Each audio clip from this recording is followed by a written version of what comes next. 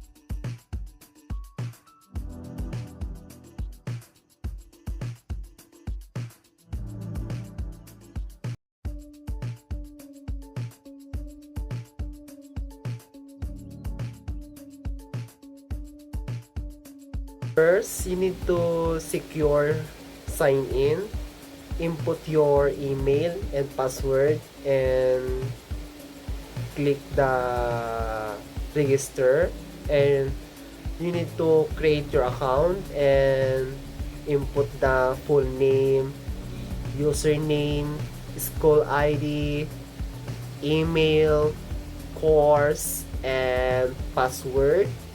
After that, you need to log in again, put your email and password,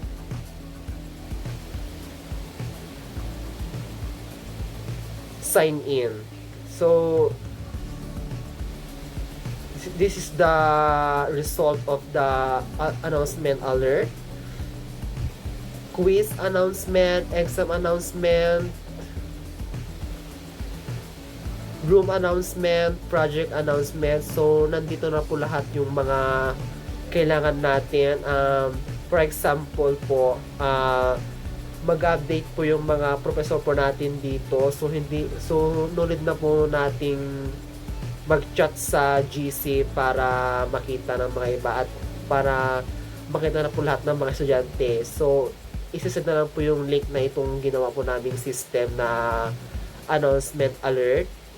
So, nandito na po lahat. So, pwede ka rin po mag-create ka ng quiz announcement, select your course, quiz title, details. So, pwede ka rin po dito gumawa ng mga quiz mo and isend mo din sa GC ninyo.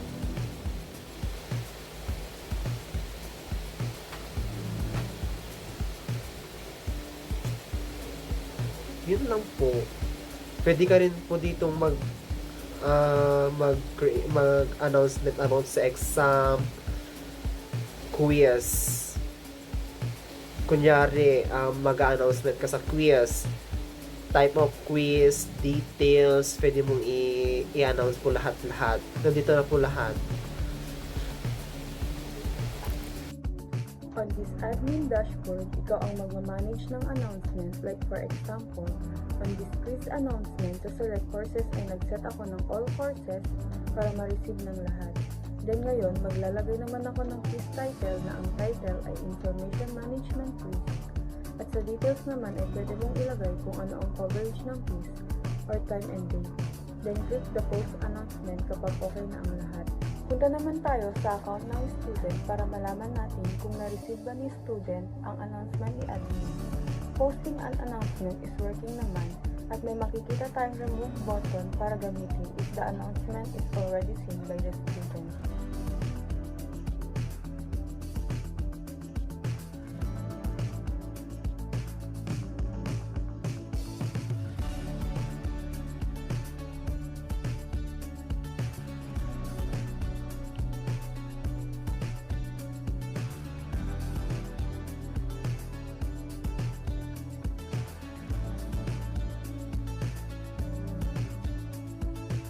Hello everyone, my name is Sofdenver Esumayam and I'll be explaining the database used in our Python project developed in PyCharm for managing announcement at Isabela State University Kawayan Campus or ISU.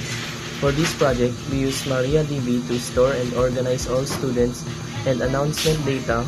The student table contains important details such as full name, student ID and email, course, year level, user type, password, and the data the account was created. This allows the system to authenticate users and deliver announcement based on their courses and year level. On the other hand, the announcement table stores categorized information about quizzes, exams, room changes, and project updates. Each announcement is tagged with the course and section, such as BSIT, BSCS section, ensuring students only receive relevant notification. By using MariaDB, we ensure secure, efficient, and organized access to information, making it easier for ISU students to stay informed and updated on important academic activities.